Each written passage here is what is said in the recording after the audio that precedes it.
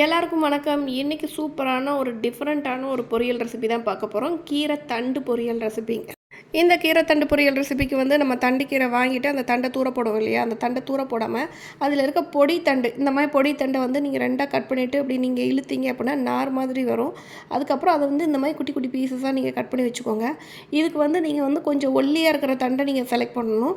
கொஞ்சம் பருமனாக இருக்க தண்டு அப்படின்னா நார் அதிகமாக இருக்கும். அது நீங்கள் வேக வச்சாலும் ஒழுங்காக வேகாது.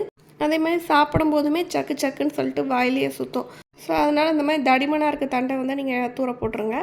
கொஞ்சம் ஒல்லியாக இருக்க தண்டை வந்து குட்டி குட்டியாக நீங்கள் கட் பண்ணி தனியாக எடுத்து வச்சுக்கோங்க. இப்போ வந்து பொரியல் பண்ணுறதுக்கு கடாயில் கொஞ்சமாக ஆயில் விட்டுக்கோங்க. ஆயில் நல்லா ஹீட் ஆனதுக்கப்புறமா கடுகு போட்டு பொரிய விட்டுருங்க. கடுகு நல்லா வெடிக்கட்டும். கடுகு வெடித்ததுக்கப்புறமா கொஞ்சமாக உளுந்தம் பருப்பு சேர்த்துக்கோங்க. அதுவும் நல்லா பொரிய விட்டுருங்க. அதுக்கப்புறமா ஒரு 2 பட்டை வத்தல் வந்து நான் கிள்ளி வச்சுருக்கிறேன். அதை நீங்கள் வந்து அப்படியே போட்டுக்கோங்க. அப்புறம் கொஞ்சம் கருவேப்பிலை, கொஞ்சமாக வந்து ஒரு பெரிய சைஸ் வெங்காயத்தை குட்டி குட்டியாக கட் பண்ணியிருக்கிறேன். அதையும் அதில் ஆட் பண்ணிக்கலாம். இந்த பொரியலுக்கு வந்து நீங்கள் வந்து காரம் சேர்க்க முடியாது. ரொம்ப காரம் போட்டிங்கன்னா கீரை பார்த்தீங்களா, அதனால் காரம் வந்து அதிகமாக எடுக்காது. நம்ம கீரை இலை வச்சு நம்ம பொரியல் பண்ணாலுமே நமக்கு காரம் அதிகமாக எடுக்காதுல்ல, அதே மாதிரி தான் இந்த தண்டு பொரியலுக்கும். அப்புறமா வந்து ஒரு 2 குத்து அளவுக்கு வந்து நான் பாசிப்பருப்பை வந்து நல்லா ஊற வச்சு எடுத்து வச்சுருக்கிறேன். வேக வைக்கல, ஊற வச்சு தான் எடுத்து வச்சுருக்கிறேன். அது நல்லா தண்ணியை வடிச்சிட்டு நீங்கள் அதை அந்த வெங்காயத்தோடு நீங்கள் அந்த பருப்பையும் சேர்த்து நல்லா கிண்டி விட்ருங்க. கிண்டி விட்டுட்டு நறுக்கி வச்சுருக்கிற அந்த தண்டு இருக்கு இல்லையா, கீரை தண்டு, அதையும் அதோடையே சேர்த்துருங்க. சேர்த்துட்டு நல்லா ரெண்டையும் சேர்த்து மிக்ஸ் பண்ணி விட்ருங்க. இந்த தண்டு வந்து சட்டுன்னு வெந்துடும். ஆனால் வந்து நீங்கள் ஒழுங்காக வேக வைக்காமல் சாப்பிட்டாலுமே இந்த நரிச்சுன்னு இருக்கும். ஸோ அதனால் நீங்கள் பருப்பு வேகிற அளவுக்கு தான், பாசிப்பருப்பு சீக்கிரமாக வெந்துருங்கிறதுனால நான் ரெண்டையுமே ஒட்டுக்காக போட்டிருக்கேன். இது ரெண்டுமே ஒன்று போல் வேகிற அளவு வந்து கரெக்டாக இருக்கும். ஸோ தேவையான அளவு நீங்கள் தண்ணி ஊற்றிக்கோங்க. நான் கொஞ்சம் நிறையவே தண்ணி ஊற்றிக்கிறேன். இந்த தண்ணி வத்துறதுக்கும் இது வேகிறதுக்கும் சரியாக இருக்கும் அப்படிங்கிறதுனால இந்த அளவுக்கு தண்ணி ஊற்றிட்டு நல்லா கிண்டி விட்ருங்க. கிண்டி விட்டுட்டு நம்ம ஒரு தட்டு போட்டு மூடி வச்சிடலாம்.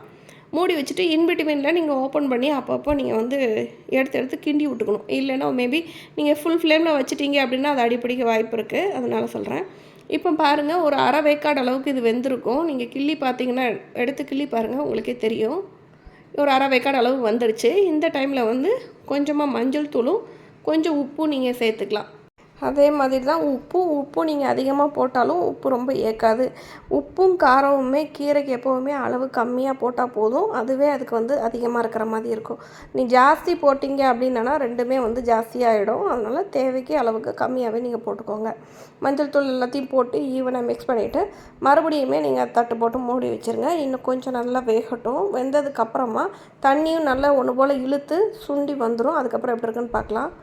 இப்போ பாருங்கள், தண்ணியெல்லாம் நல்லா வத்திருச்சு, நல்லா சூப்பராக வெந்துருச்சு. இந்த மாதிரி ஓரளவு உதிரியாக வருது பார்த்தீங்களா. ஏன்னா அந்த பருப்பு வந்து உங்களுக்கு வந்து ஒன்றா சேர்ந்து கொஞ்சம் உதிரியாக இருக்கிற மாதிரி இருக்குது பார்த்தீங்களா. இந்த டைமில் தேங்காய் சீரகம் வந்து அரைச்சி எடுத்துக்கோங்க. தேங்காயும் சீரகமும் நீங்கள் தேவைப்பட்டால் சீரகம் போடாமல் வெறும் தேங்காய் துருவல் கூட போடலாம். நான் தேங்காயும் சீரகமும் போட்டால் கொஞ்சம் வாசமாக இருக்குமேன்னு சொல்லிட்டு மிக்ஸி ஜாரில் அதை ஒரு ஓட்டிட்டு தண்ணி இல்லாமல் அரைச்சிட்டு அதை அப்படியே அதில் ஆட் பண்ணிக்கோங்க. ஆட் பண்ணி நல்லா கிண்டி விட்ருங்க.